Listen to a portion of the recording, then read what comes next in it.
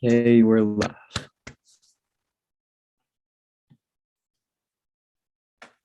What's up, y'all? What's up, y'all? Hold on. You still getting things set up? Upload the thumbnail.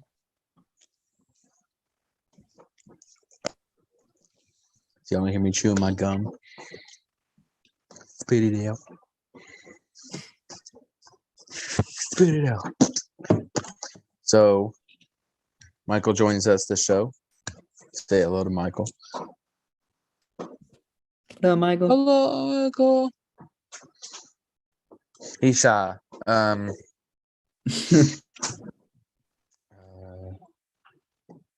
actually, this is my first rehaul of it.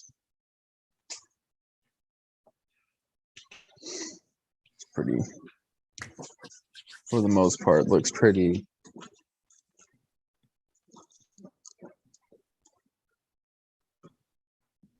Yeah. All right. So, welcome back, everybody. Today we got the 1950s. You know, we're moving right on along through It's our my first.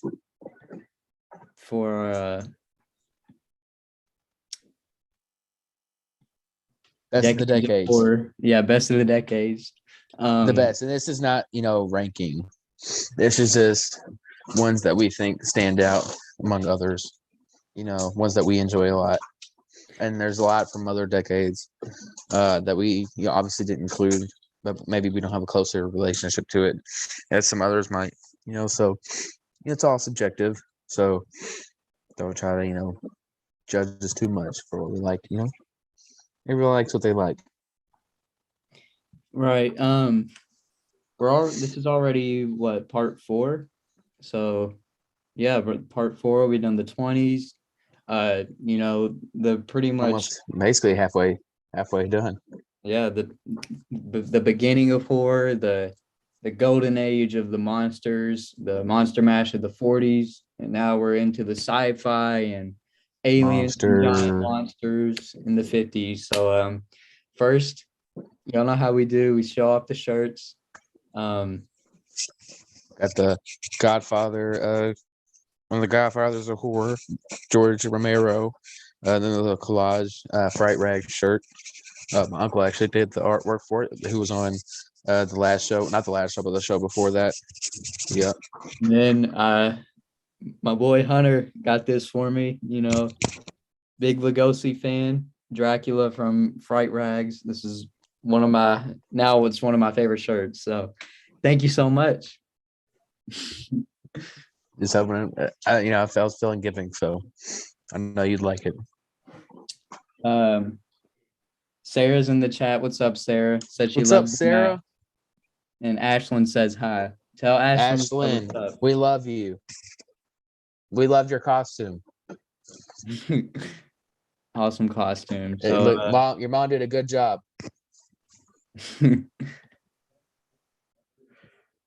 But yeah, so today, or tonight, the 1950s. This one is also another really fun decade to talk about. It's probably one of the more fun decades of horror and goofy, but also like there's some that are like actually really good. It's a really fun decade for the most part. Mm-hmm. This is when Vincent Price really started to stand out. He became like the new horror legend, I would say, at this point. You had like Peter Lorre, mm-hmm. Karloff, and Lugosi, but then like he became such a icon in himself as Vincent Price. Right. Not as a certain character, but like as himself. So, right. Which is. So yeah, y'all know the drill. We got 10 movies with 2 honorable mentions. With the 50s, the way how you want to look at it is that this is when we started to get a bunch of subgenres. It wasn't just like gothic horror, So we started to have like alien invaders. We got science experiments going wrong. We got giant monsters, and then we just have still are gothic horror and creatures Just and stuff. fun. Yeah, just fun. Really fun movies for sure, especially with Vincent Price, Oh yeah, which he is in quite a few of the ones we have picked. So right. As Sarah said, that voice, like exactly. well, Vincent yeah, Price's voice is always iconic thriller voice, man. very distinct. But so yeah, let's get right into our honorable mentions. Um, Invasion of the Body Snatchers from 1953 and This Island Earth from 1955. I got the Blu-ray of that right here. Cool thing about This Island Earth is that it is this is sometimes considered one of the universal monsters, the Metaluna mutant. It's like this giant blue monster with this huge brain looking. It's this alien. But Poster Man, let me get your thoughts on these two posters real quick.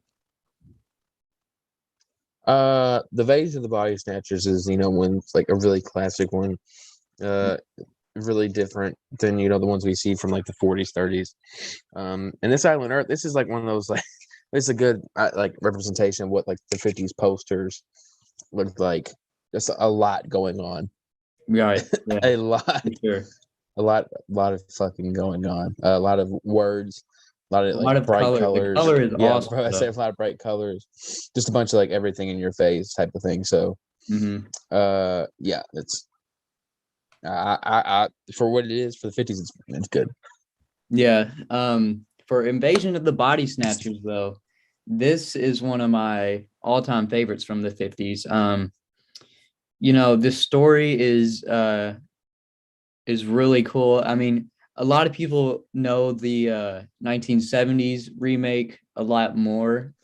Same thing, like a bunch of these 50s movies got remade in the 80s and stuff like that. For example, like four other ones on this list.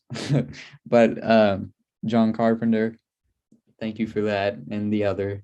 But not saying that those are bad or anything. Those are great in themselves, but Yep.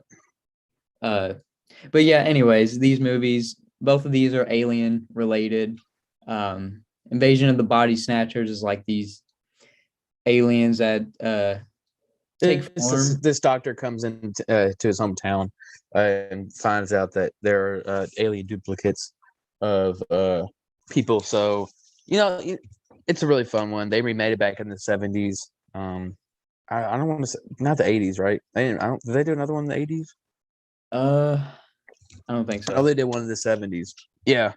But it's a really cool like idea. Came out in 56. Kevin McCarthy's in it, Dana Winter. So, they're really good performances. This poster, like I said, really cool and original, just different from the other posters there are. You wouldn't think this kind of poster would work, but it does. But yeah, both these movies are really good fun. Yeah. Yeah, and this is one of the few like universal that went really all in with the sci-fi in the 50s and stuff. They really only had like one monster left, and that we'll get later to that. But so yeah, Invasion of the Body Snatchers from 1956 and This Island Earth from 1955. Both of those are really fun to check out. Make sure you do whenever you get a chance. But with that being said, we're moving right on to our next one. This one is amazing. Okay, we got Vincent Price in The House of Wax. I also got the Blu-ray for this one. I got quite a bit of the Blu-rays from one of my favorites. Sorry, I had to get the puppy in the cage for the moment. Oh, you're good. But this movie, look at the poster is so fucking sick. Yeah, I need that poster, but I would get every Vincent Price poster if I could, but I ain't got the room. But anyway, movie is sick. Like I remember we watched it again recently, along with the original. This is one of Vincent Price's best roles, if not his best. It was a 53. It came out 1953. ish. What's that? It come out in 53 or 50. Yeah, 1953. 53. So yeah, basically, I remember watching this and like at the very beginning of it. This like seller like tries to burn his fucking figures, and it's like the most asshole thing someone could do. It's like, and he just he kills and kills, or has people go and kill and himself kill people and uses them as wax figures to display. And so they obviously he does someone to somebody that reminds him of what is it, Queen or Mary Antoinette, something like that. And she resembles her, so he tries to use her as a figure. Obviously, it never goes the way you think it's going to happen. But they made the original, which was in when was it, the 30s? Okay, so like it was, I think it was it's a remake of Mystery of the Wax Museum from 1933, but I think that was also a remake of, I think it's called House of Wax from like 1920 something. I don't know. It could Well, be. this one's the best out. And then No, they made yeah, one this is back in the like best one. they made one back in like the 2000s, I think. Mhm. So if you're a big Vincent Price fan, this is one of his best roles, 100%. Oh He's yeah. great in it. He's really, really. I mean, I wouldn't say he's evil, but he ends up being an evil character after, but he has a reason to. But yeah, this movie's awesome. The color in it is fucking amazing. The acting's great. Oh yeah. Just the whole thing. I love it. Even It's one of my favorite Charles movies. Bronson is in this, so that's. Yeah. But acknowledging our disconnect, listening as doing some cleaning. Thanks, chaps. No problem. Thank you for joining in. Thank you, man. We got 4 people in the chat. Thank you, everybody who's here joining. So yeah, House of Wax, Technicolor, it's in 3D, and Vincent Price, like that. This movie is so fun, it's a really good like experience. I don't know. Yeah, I think like, it's not. I mean, I wouldn't say it's like a Halloween-esque movie, but it's like one you could watch year round. There's some I could watch a lot of movies year round, but this is one of those like scary, like thriller movies. I mean, yeah, that's what I say. It's a horror movie for sure, but it also has a lot of thriller aspects to it. So like, we watched this back in like March again. So, you have your Halloween staples, Trick or Treat Halloween, countless others, Dark Knight of the Scarecrow, but like this is one of those, like, it's just like a good movie in general. yeah. It's a horror movie, but this is like, one of the best from the 50s. In my opinion, it's top 50, like top 5, like general movies in the 50s. Oh yeah. It's a really cool movie. I think a couple probably more my favorite on this list. Or probably my favorite Vincent Price role. yeah, dude, that is so hard for me, but it's definitely one of them for mine too. This is off track, but does Fright Rags, they got a Vincent Price shirt? They did. My uncle actually did the artwork for that. He is similar to like this, but it was like Vincent Price. Yeah, it was like similar to Vincent. Let's see if I can pull up a picture of it, but it was similar to him. It had all of his, movies kind of like combined. Like in this one, he has like Dawn of the Dead. You can see, Creep Show, a bunch of other little movie references for him. But see if I can find. I need that for Christmas. But so, yeah, man. House of Wax. This movie is really fun. Like you were saying, Vincent Price is amazing in this. Definitely one of our favorite roles of his by far. You're gonna see him pop up a lot on this stream. I don't know if you can see it. Oh yeah, that is cool. Yeah, so has his different movies. It probably all these movies are in here. This list somewhere. But yeah. Yeah, probably. But so yeah, House of Wax, 1953. We recommend it heavily. The fucking poster. Now that I see it again, I might buy it. I know, right? dude. But I can't. I I can't might have buy it. all Vincent Price posters. Like That I shit's so fucking would. awesome. Like I so would have all Vincent Price posters, but I can't. Anyways, go That to our one's next fucking one. sick. So I wonder who's going to be in this next one. Oh, Vincent Price. I also really love this movie as well. So if you've seen the I think it's 86, Jeff Goldblum, Cronenberg, then this is like this first installment of it, The Fly, the movie, the story of it. You know, Vincent Price is in this, who plays the brother of a scientist who goes mad. Obviously, he turns himself into a fly after he gets too accepted, or he gets too or I don't want to say cocky, but like too curious about what he can do. So he Mhm. uses himself, and obviously y'all know the story if you've seen The Fly. But the acting is just insane. Patricia Owens is great. Oh yeah. Al This Henderson is movie is great.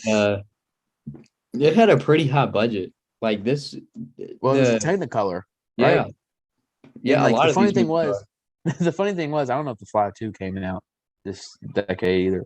The Fly 2, we have the box Just over there. the The Blu-ray of Fly, it. the Return of the Fly, Fly. the Yeah, Return of Return of the the Fly. The Fly. second one is fuck. Like they did in black and white. Even Vincent Price was like, I don't know why the fuck we didn't do it in color.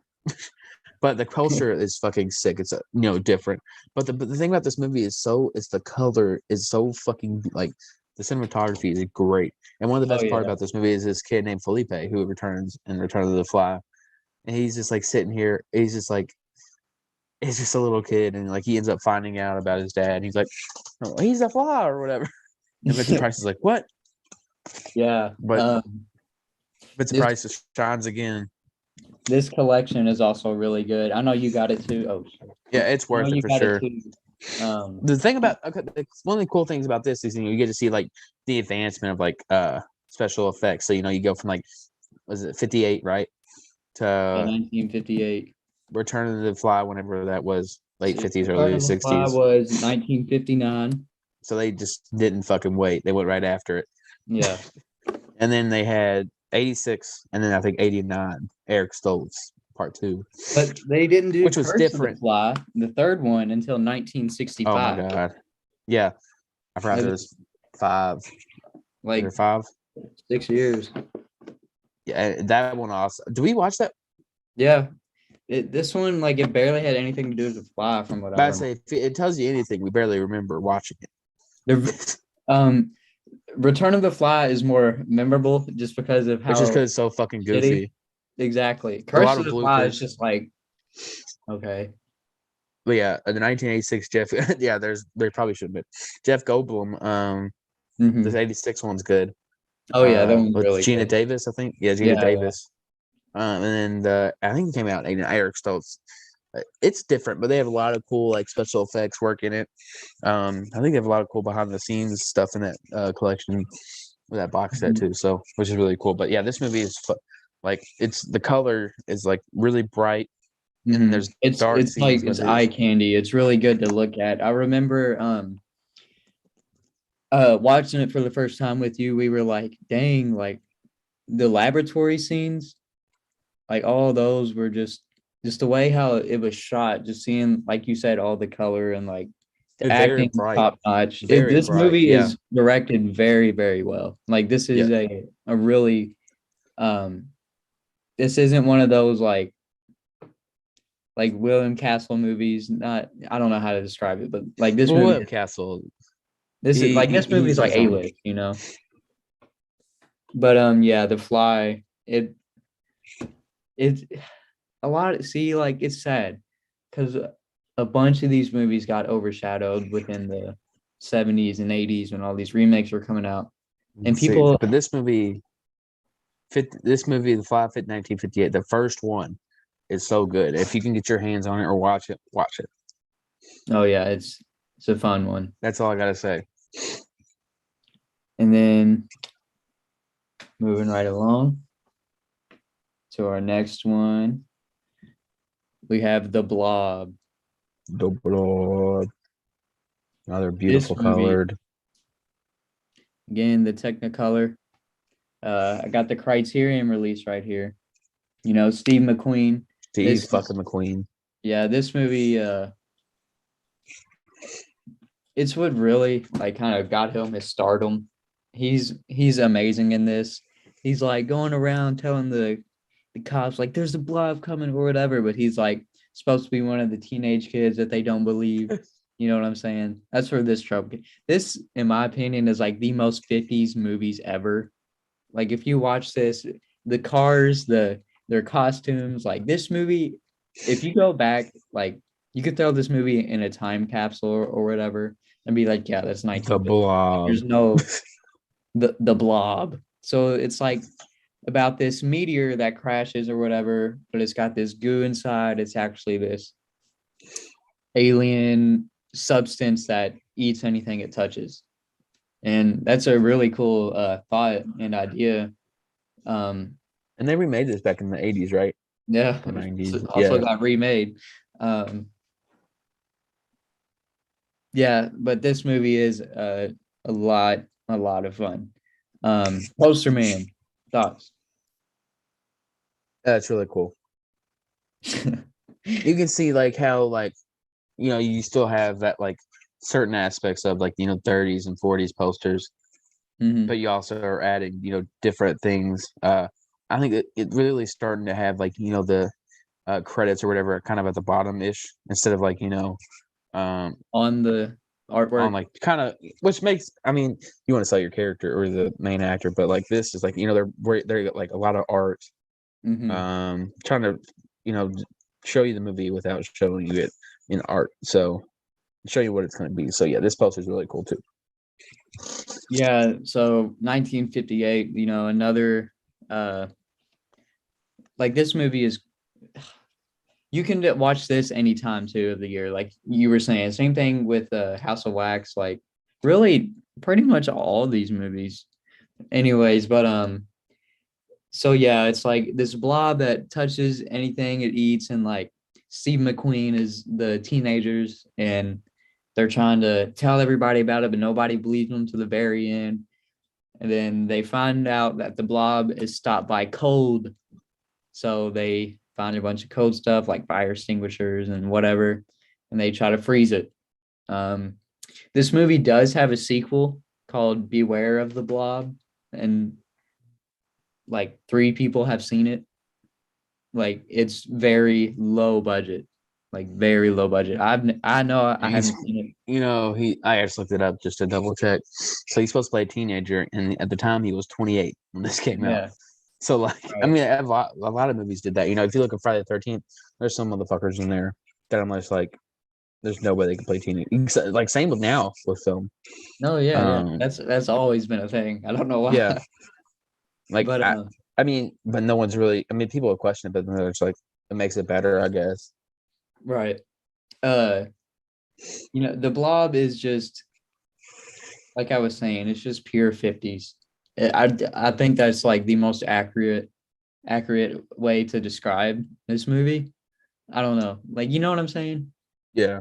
Like you got Steve McQueen, the Technicolor, the cars, the set design, just everything. And this was like a kind of like a home movie. Like there's where this was filmed at, I think it is I want to say like Pennsylvania or something like that. Wherever this movie was filmed, they have a thing called Blob Fest. So it's like a festival where they celebrate the blob, like this day of the year is whenever the blob was released, that's when like I'm pretty sure it was like really popular at the time. Oh no, yeah, it's still yeah. I'm about to say like it's still a thing that they do. Like they have the scene when they're running out of the movie theater after the blob is like coming through the air vents and stuff. They get like everybody who's at Blob Fest and they recreate that shot of them running out of the theater, and it's really cool. It looks like a really cool experience to be a part of. Yeah, this movie is just like another Courtney join. Hey guys. What's up, Courtney? What's up? Thank you for joining. But yeah, the Blob. The Blob is a Mike, lot of fun though. what you think about the Blob? It's all right. He's came to show it. Yeah. Yeah. My Good mic. luck trying to get anything out of him. Yep. You know. Good. Well, yeah, the Blob. A lot of fun. But this next one, Well, also one of my favorites, Vincent Price, in one of his performances. oh yeah, The mine too. fucking Tingler. Unfortunately, this was not in Technicolor. Yeah. William Castle picture. The Tingler from 1959. Here's also the Blu-ray from Scream Factory. Don't know how I can see that with the glare, but This is in late 50s. Budget for it was 400,000. So it had a pretty good budget. Yeah.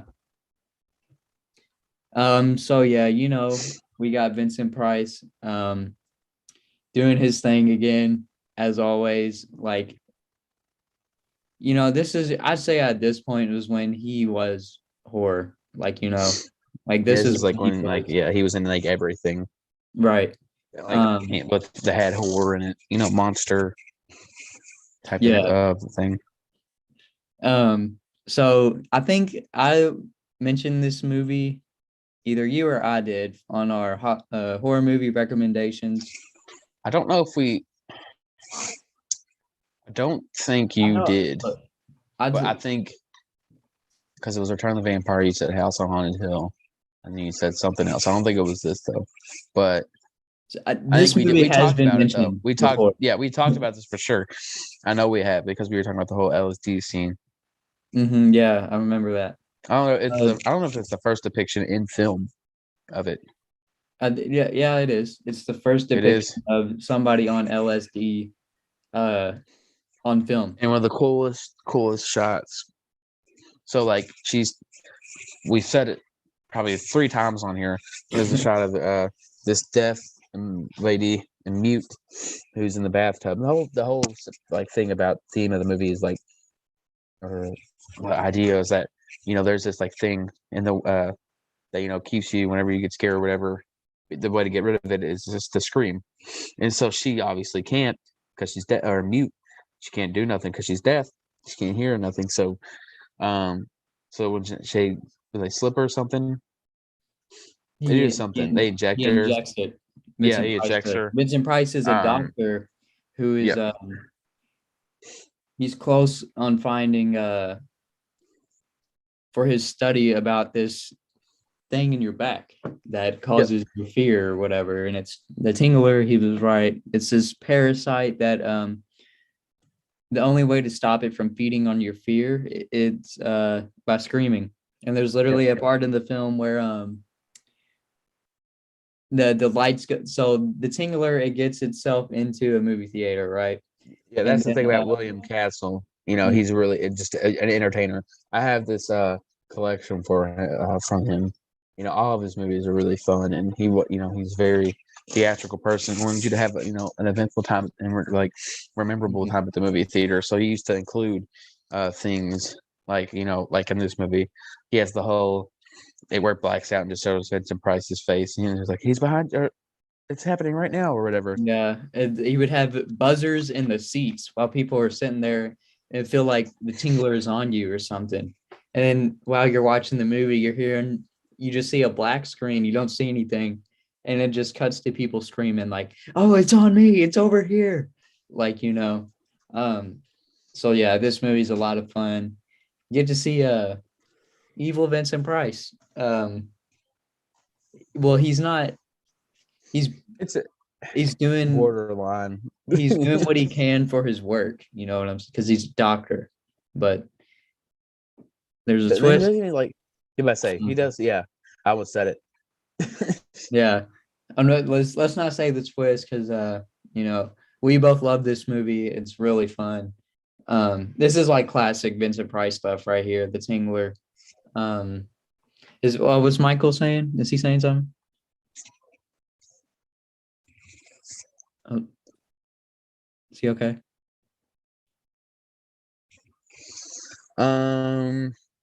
He said he likes Vincent Price. He was like, he has some bad memories with William with what he said, Bill, Castle. So he likes the movie though, Vincent Price, but it's one of his guilty pleasure because he doesn't get along with the director. Oh, okay. Yeah. Thank you, Michael. Eli commented, "Show the mask." He's right here. Yeah, he's right there, man. He's talking and everything, and only to me though. He's like, I don't even know. Yeah. But yeah, Vincent Price again, we love Vincent Our Price, favorite, man. let's say our favorite.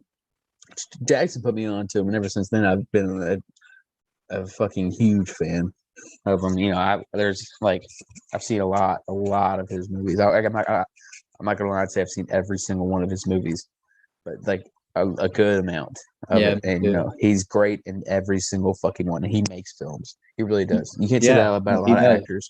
He really does make films. Like even like Return of the Fly or whatever. Yeah. Like it's the only reason that's why it's memorable. The only reason it has any upside to it is because of that motherfucker. Exactly. And he's such an interesting person. He was like, "Fuck it, I'm not doing Curse of the Fly." No. Yeah, but yeah, man, you literally cannot go wrong with Vincent Price. There's no way. This is like his day. Like Lon Chaney had the 30s or the 20s. Lugosi Karloff had the 30s. 40s was kind of run by Lon Chaney.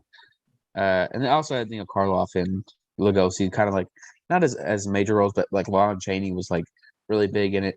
And then Claude Rains had a few movies like this, like 50s, late 50s, early 60s, or late 60s or whatever. It was like Vincent Price. Yeah, like there was no doubt. Even though they were all still doing stuff later in their careers, and even they've worked with Vincent Price. For example, this the Haunted Palace is Lon Chaney and Vincent Price, 1963, I think. But yeah, Vincent Price was number one since then. But yeah, the Tingler, really fun one. Let's move right on along to our next one. The Thing from Another World, Howard Hawks. Yeah, Howard Hawks. 1951. This movie is very, very overshadowed by John Carpenter's The Thing. And that's amazing. Both of these are great in their own way. That isn't not to say it's not good. Yeah, but The Thing might be one of John Carpenter's, if not the best movie he's made. No, and some of the greatest effects of all time too. Like y'all know The Thing is good. Like there's no reason to. Excuse me, but sorry. So Posterman. One of the greatest special effects. Posterman. Oh, is this like official poster of it? Yeah. It's not bad. It's giving me like a book cover, like a I mean, well, The Thing is based off of a book. Yeah. But I mean, it's cool. Who it goes gives us there? It shows you the monster like straight up. Yeah. Shows you literally all the fucking characters. But it's really it's cool for what it is. Yeah. So yeah, I'm being more lenient, guys. I didn't give the 40s much of a good like rating. Oh yeah, that's something that I want to do as we keep going is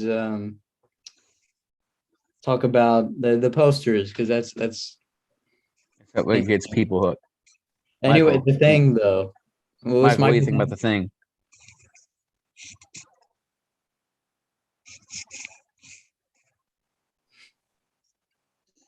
Okay. So he told me whenever he was starting to film for John Carpenter. He made him watch this movie quite a bit to get the whole movement and everything of the monster. So he really looked back on this and watched it. It was one he was quite fond of. He remembers really watching it. He said he loves Howard Hawks. So he loves The Thing. Was one of his favorite characters and monsters that really inspired him in his work he did. So yeah, That's really cool. In Halloween, actually, that's the movie that they're watching. yeah. Is The Thing. This version, obviously 1951, but so yeah, it's the story is based off I think it's a short story, but it's called Who Goes There. I forget who it's written by, but it's if you've seen the 80s version of John Carpenter's The Thing, and it's pretty much the same, except it's not, it could be this person or it could be that person, like nobody who knows who the Thing is. The Thing is the monster in this movie. It's that alien. Like it's not. Yeah, they it's don't not fuck a bunch around. of guessing. Yeah, no, he pulls up. It's The Thing. That's it, like Michael, like legit. I don't mean to. If I'm wrong, correct me.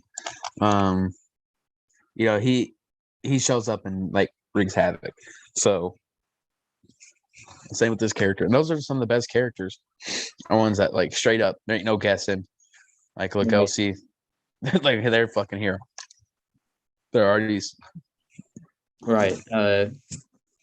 So yeah, The Thing. Zombies. The Thing from 1951. Yeah, no. It's one of the best shots from this movie is when they all stand around the UFO ship. I'll pull it up. They do like this around it before they blow it up, like from under the ice. That shot is like, it's so awesome to like. This movie is also really fun to watch. The atmosphere is really good for it being in black and white. In fact, the remake of The Thing, the John Carpenter, and this one, they take place on polar opposites. One of them is in the Antarctic. One of them's in the other. You got the picture? No, I couldn't find it. Like I thought you had it though, didn't you?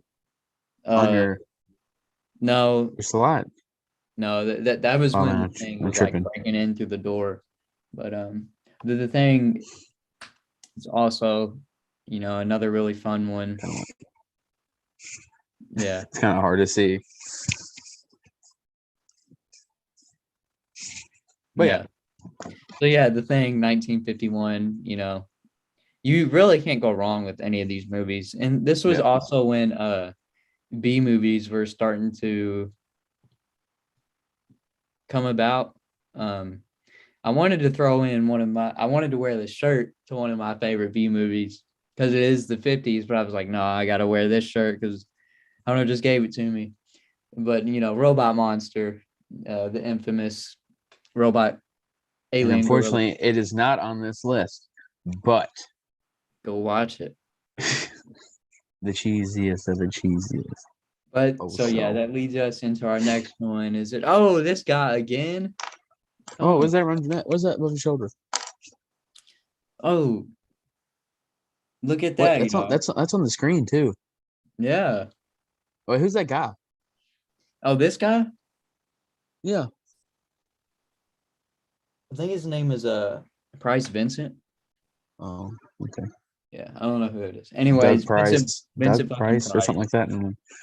The post, like what our thumbnail is literally this picture. Mm-hmm.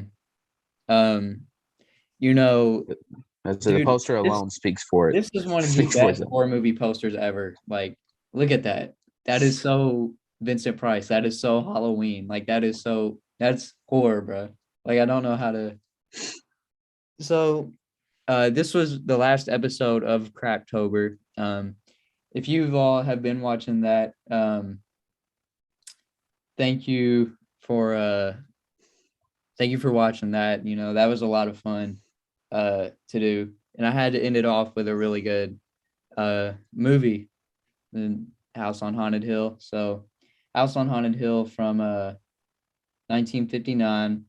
You know, William Castle again. And so basically the story is Vincent Price and his wife invite 5 other people over. Shit. Anyways, they invite people over to spend the night, and if they make it through the night, they each get like $10,000. Not a But big amount of money, maybe at the time, but didn't seem like enough money. Dude, I'm taking $10,000. Just saying, a creepy ass house where you know you might die. Maybe I'm taking it. So I can get all the Vincent Price posters. But no, so yeah, if they spend the night, then they receive the money. So I mean, yeah, there's Ghost, there's other horrors, there's murders. People, all they have to the whole do, aesthetic of this movie is fucking Halloween. yeah, no, yeah. There's even like an acid pit. There's a severed head for no reason. Like it's just there for shock factor. And this movie is like the definition of Vincent Price. Like his dialogue in this film, when he's talking to his wife, the character's name is Annabelle. Weird beef. His weird beef with they his talk wife. about killing each other the whole time. There's humor. It just doesn't really make fucking sense. I know. It's a good movie. It's a really good. It's one of my favorite so Price funny. performances. Yeah, it's funny, dark humor. This movie is free, so it's in the public domain. So you can go watch this on YouTube. I think this might be the only one that's public domain. But yeah, Vincent Price again. We can sit here and talk that'll be an episode of just Vincent Price. We're probably gonna do a whole week or whatever on Vincent Price. Yeah, so, I mean, on to the next one. So yeah, House on Haunted Hill. Excuse me for just a second, okay? House on Haunted Hill, 19. Jackson's gonna talk about the next one he really, really loves. Okay. This next one though is another really fun one. The War of the Worlds from H.G. Wells. Big H.G. Wells fan, especially because he written one of my favorite stories, The Invisible Man. And usually his stories are very thought through. Holy crap, stroke right there. But they are it really makes you think. War of the Worlds is here, let me just show off the Criterion collection right here, Blu-ray from 1953. This release is amazing. It's got the 4K transfer, dude, and the Technicolor in this movie is like some of the best ever. But so yeah, H.G. Wells, just having The Invisible Man, Things to Come, and then this under his resume, he really deserves more appreciation. This movie has been remade multiple times, like 3 times in the early 2000s, but the ones that people remember the most is the one with Tom Cruise, War of the Worlds. My girlfriend actually really likes that one. It's pretty good, but it's nowhere near as good as this. So yeah, War of the Worlds is, pretty much about aliens coming down to Earth and just wreaking havoc. It's what it's about. It's a Martian invasion of Earth, Back at the pee like no one other. So the imagery and atmosphere of this film is top notch. Poster man, what are your thoughts? Dope. H.G. Wells. You like the poster? A visible man. Arthur. Yeah, it's really cool. Yeah, I want this poster too. There's so many posters I want. What you think about the poster, Mike?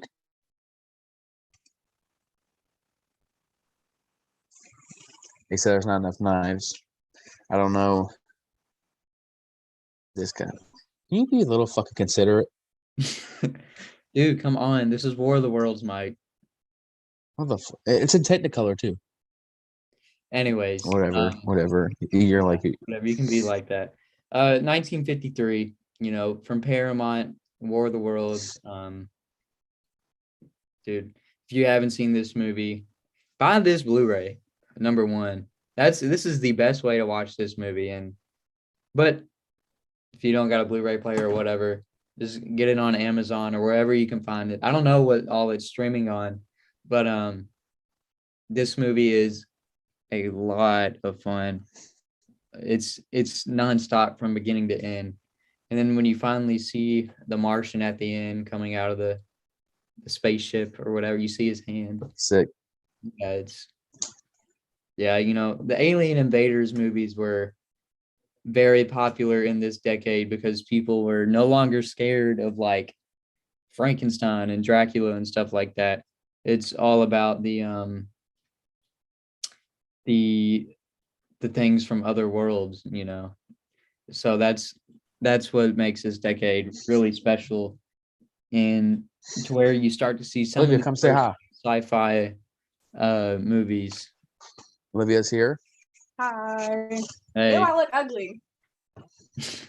Yeah, you do. Awesome. Just kidding. Love you. But where are you going? Sorry. Oh yeah, War of the Worlds from 1953. A lot of fun. Go check this one out, y'all. For real. But this next one is I like even a little bit more. This is one of my favorite movies of all time. The Day the Earth Stood Still. What you think about that poster? I mean, it's definitely a 50s poster for sure. Like I said, a lot going on. No, it's definitely 50s for sure. Like I want a poster of this too. This movie has been remade. I got this Blu-ray. I got the same one. Yeah, it's got the Keanu Reeves version from 2011 or 2008. Yeah, 2008. But it also comes with the original, so that's why I'm showing it. But The Day the Earth Stood Still, its message throughout the movie is it really hits. So it's pretty. This alien comes down to Earth pretty much to tell the people to stop messing with each other and war and all that, or it's gonna ruin the entire Earth. He's pretty much coming down here to prevent us from chaos, but it ends up causing chaos because we don't know how to react to things like this. Because this alien dude, it's like, it's what the fuck, right? He's got a fucking robot named Gort, so you can't beat that, bro. A robot named Gort. Gort is pretty much there. He's put on Earth in case, like, if people start fucking up, like, they start being bad or whatever, Gort's gonna mess some shit up. So, like, what he'll do is he'll stare at you and then laser eyes and just like melt shit. That's his whole thing. But I recently I watched this on Halloween earlier that day. Yeah, this movie is amazing. This is top notch. This, to me, it's a timeless classic. The directing and acting is really good. The phrase "Klaatu Barada Nikto" comes from this movie, and that's what Ash has to say in Army of Darkness when he's reading the book to get back to his present time, but like he keeps messing up the words. So yeah, there's a fun fact for you if you didn't know that. But The Day the Earth Stood Still from 1951, same year as The Thing from Another World. 1951, Good Alien. Early Invaders. 50s. Getting Yeah. the decade started. Oh yeah. So yeah, the day the Earth stood still. Can't beat it. Well, I don't know. On to the I next. love We that can. movie. Yeah, we're gonna do whole reviews hopefully on here. So, now to the final two.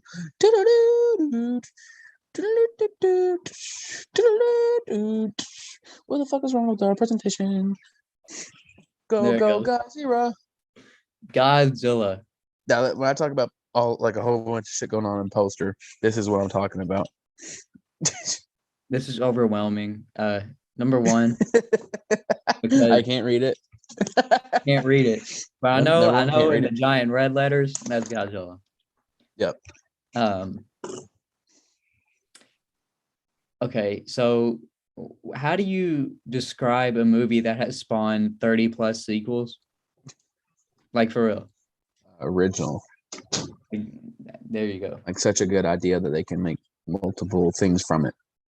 So this is the king of the monsters, Godzilla 1954 and the American version from 1956 that has Raymond Burr. But either way, like, dude, this movie is like it's so dark. Seeing like Godzilla just going through the city.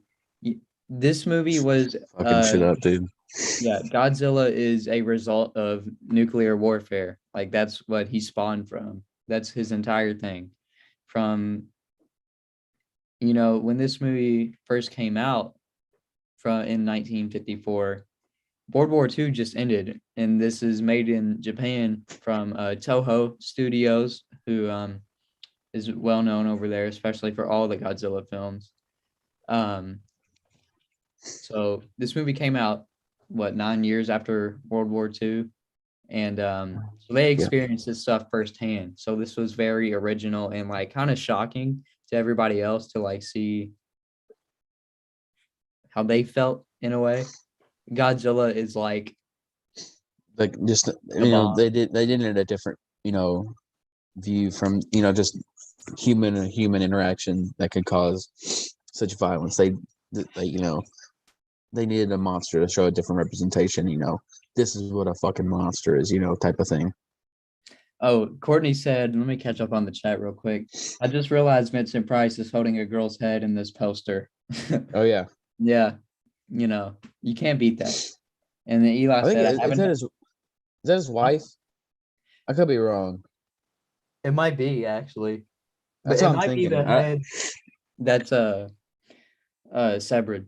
Like it's in a box. Just there, yeah. Eli said, I haven't had time to watch all the crap towers, but I did see it is on there. ... It is on there, Eli. Yeah, go you're watch right. it. It's on there. Wait, hold on. Hey, Eli. Michael said, what do you say? Eli said, Michael said, have Eli watch the Craptovers. There you go. And what'd you say? I'm not gonna repeat what he said he's gonna do if you don't watch them. So, hey, to me that sounds I like would watch him. I know I've known this guy forever, so known this guy forever. So, and he's a man to his word. So I would definitely do what he tells you to. So yeah, Godzilla is a giant fire-breathing lizard monster.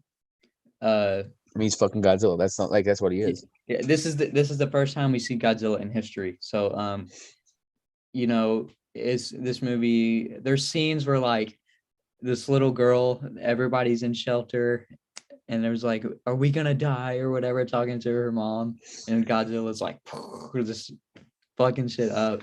Which is funny because we both work at Hobby Lobby, and like we sell the poster and like other Godzilla merchandise. I'm just like thinking I was laughing because Protection like mentioned like how like pure destruction.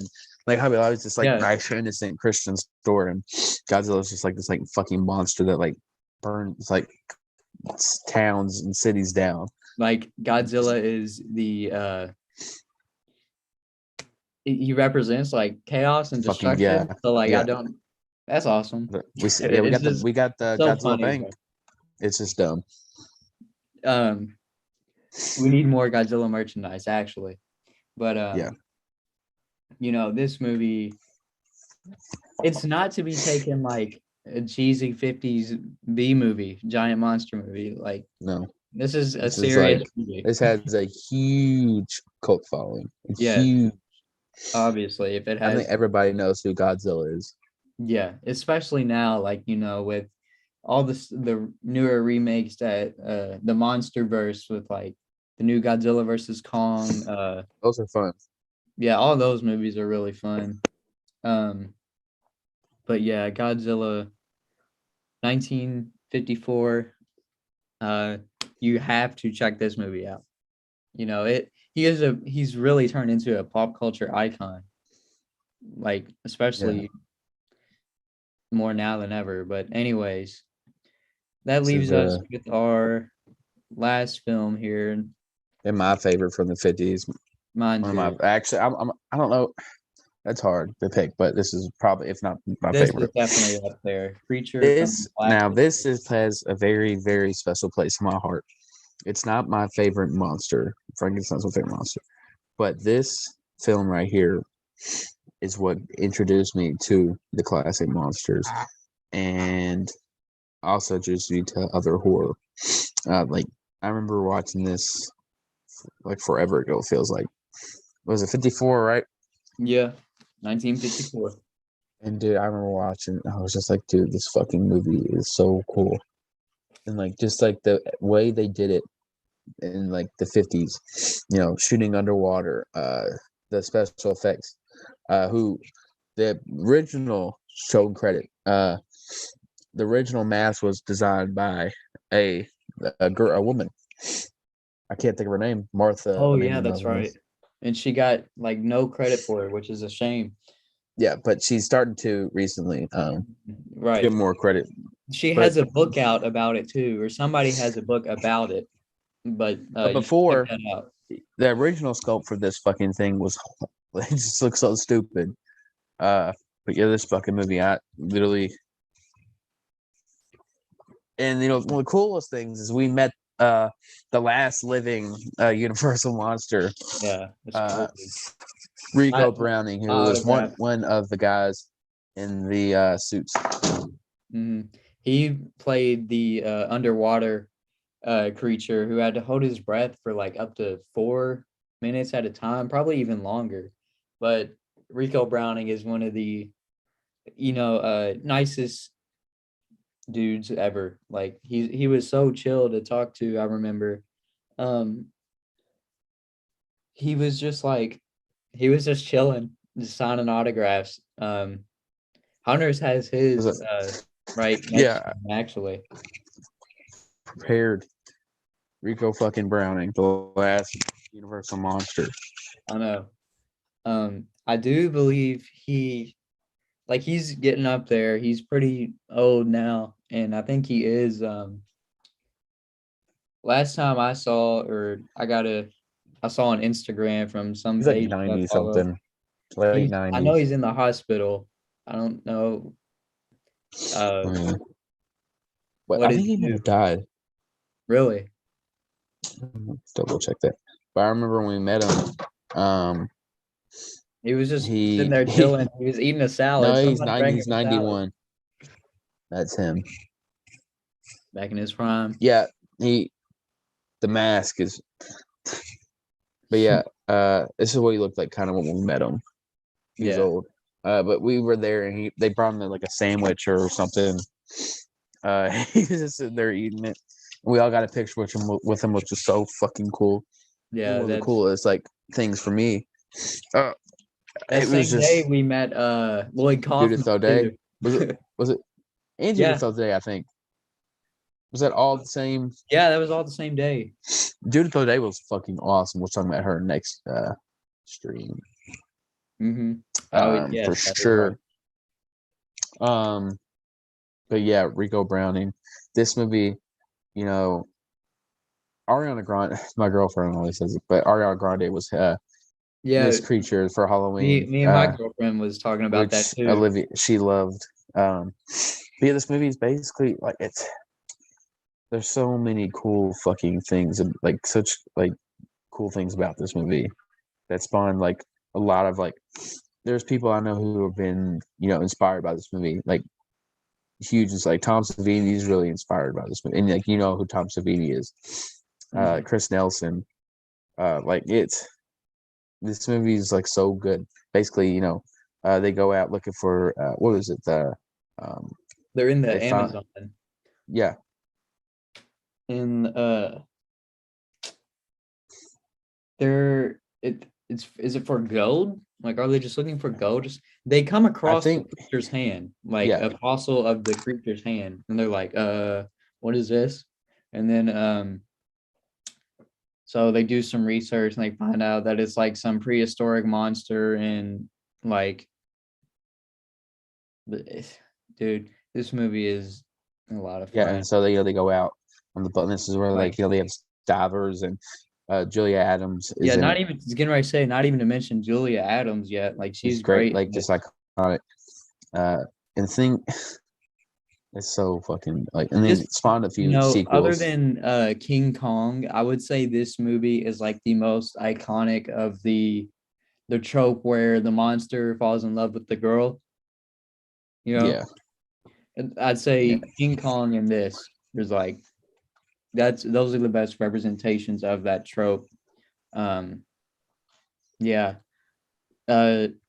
If you all ever get a chance or have had a chance to meet Rico Browning, we got it's the last Universal monster living. One of the cool things about they have like a documentary on like the box set. They've shot at Universal Studios, some of it, and like I think it was like this little water lake part, but then they shot it in I think Florida maybe. Yeah. But like a lot of the shots were also shot in Universal, which is crazy. Which I'm pretty sure something else was shot there. Cannot think. It might have been the same place Frankenstein threw the little girl. I could be wrong though. Maybe. I could be wrong. That may be California. I'm not 100% sure about that, but I do know that majority of this movie was shot in Florida in Universal's backlot. So I mean, Creature from the Black Lagoon is so iconic, and it still even is to this day, even just by seeing Ariana Grande dress up as Miss Creature, I mean, she's like the biggest pop star out right now. Exactly. I thought she was gonna be Julia Adams, but no, she's fucking Creature. She's Creature. Hey, no judgment. What do you think about this, Mike? Mm-hmm. What?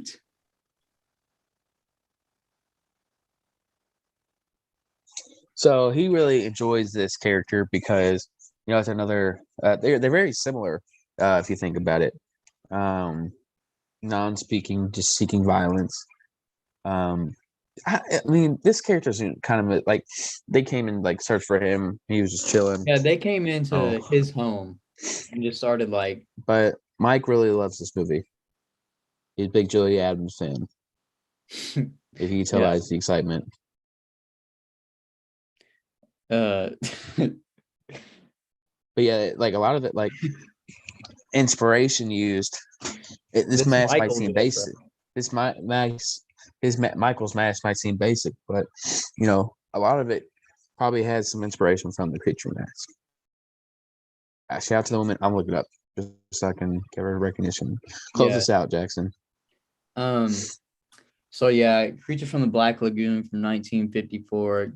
This is mainly considered, I mean, as the last Universal monster. It's Millicent Patrick. Who is it? Millicent Patrick. Okay, cool. Yeah. Millicent Patrick. Shout out to Melissa Patrick. Millicent? Yes. Millicent Patrick. Shout out. Mm-hmm. Thank you for all your hard work.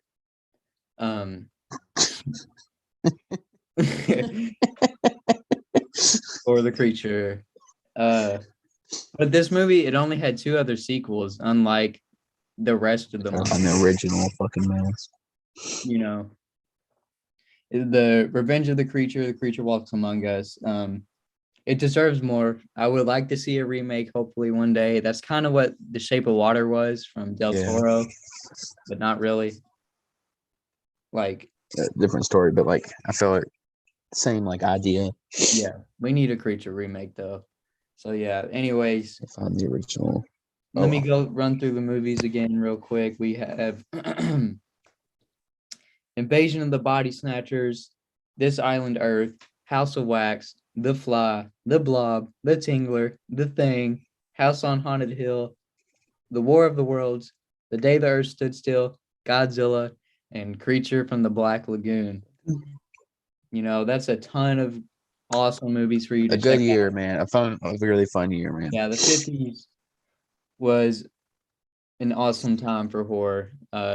You know, a lot of different stuff coming out, so you had a ton of options to go and see, like whatever you want to see, a Vincent Price film, or do you want to see an alien invader film? You know, really fun.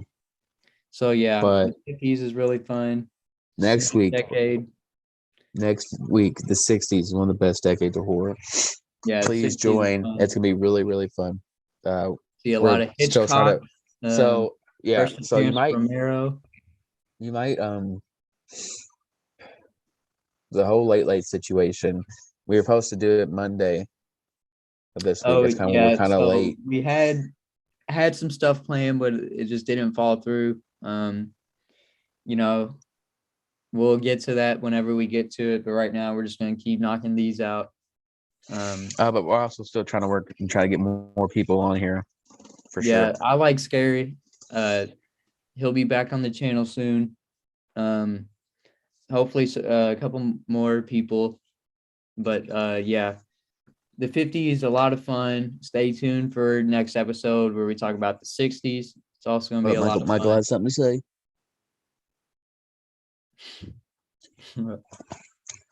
He's ready for the 70s is what he told me. Oh, the 70s. I wonder why. I don't know. He's fucking nuts. All right. Everybody, thank you for joining. Thank you all for watching. Stay tuned for the 60s. We'll catch you then. It'll be sometime next week. Don't know yet. I'll make a post about it wherever. But so yeah, thank you all for watching. For whenever you do watch this, or even if you're in the chat right now. Thank you to everybody who joined for watching best horror films in the 1950s. We'll catch you in the next one. And let Michael close it out.